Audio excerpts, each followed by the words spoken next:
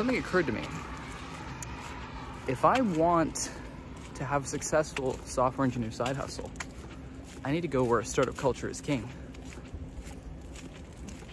So I've packed my bags and I'm going to where startup culture is king. So we're currently hiking up to Battery Spencer. I hear it's a gorgeous place. And I can just barely see the top of the Golden Gate. Oh, very exciting. Well, this is either the world's greatest green screen with a built-in wind tunnel, or I actually flew here.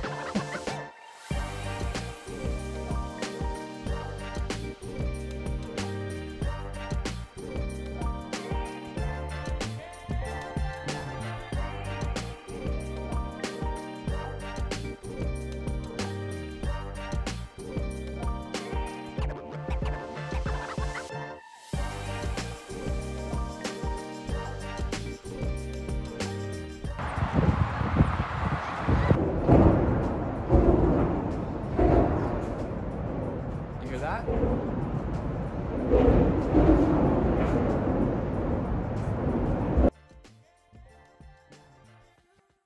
Now, while I may have chosen San Francisco because it's a melting pot of technology and innovation, it's the birthplace of OpenAI. AI technology is going to be changing everything within our lifetimes, and not within the next 30 years, 40 years, 50 years, within the next 10.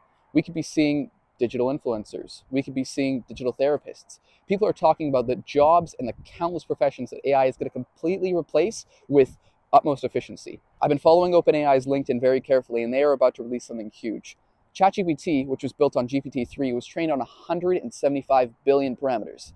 That sounds like a lot, right? I mean, 175 billion, that's a lot of dollars, that's a lot of cars, that's a lot of houses. But compared to GPT-4, which is their next iteration, being trained on 100 trillion, I think we've only just seen the beginning of technological innovation in the AI field. Because the fact is, if 5 years from now you look back at this exact moment, right before GPT-4 was released, I think you would see a very, very different world.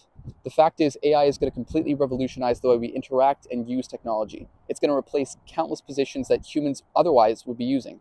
And I think it's going to open up countless more. Now, although people are talking about the countless careers that AI is going to end, I feel like there's not enough discussion being had about all the careers that AI is going to create.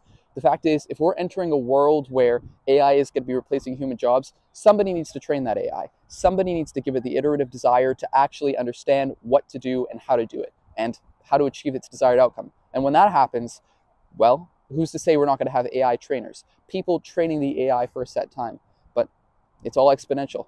If AI starts to learn and grow faster than humans can teach it, that just might be our own doomsday. And if you think I'm reaching here with talking about how AI is going to completely replace human careers within the next 6 months or even a year, think about where you were and how you interacted with information technology before ChatGPT.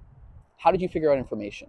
Was it Google, Wikipedia, books, textbooks? It's an undeniable fact that the release of ChatGPT has completely revolutionized the way that people interact and think about AI. Before, it was just a funny chatbot that people could interact with online. It would give funny, quirky responses that weren't really human and didn't really do anything for us.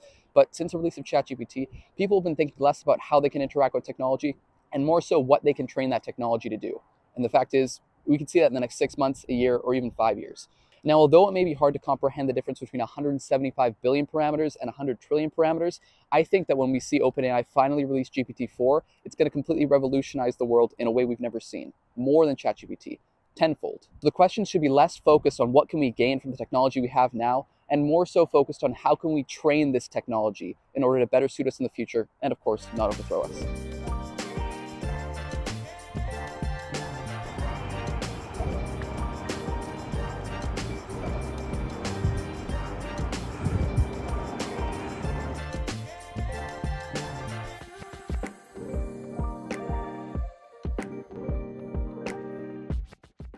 Can I say, this is what I'm calling home for the next 7 days. Oh man, so I am back in the hostel now, and it is it's pouring outside. It's bad. It's really bad.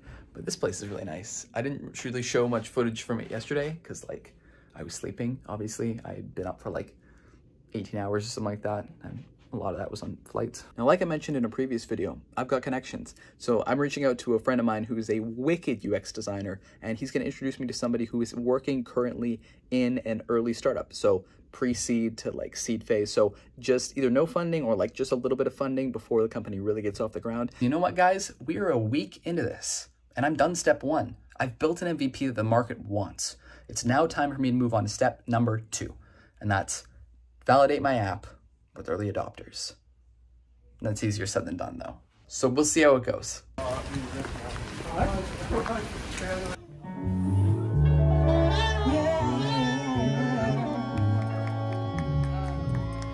Thank you guys so much for being here.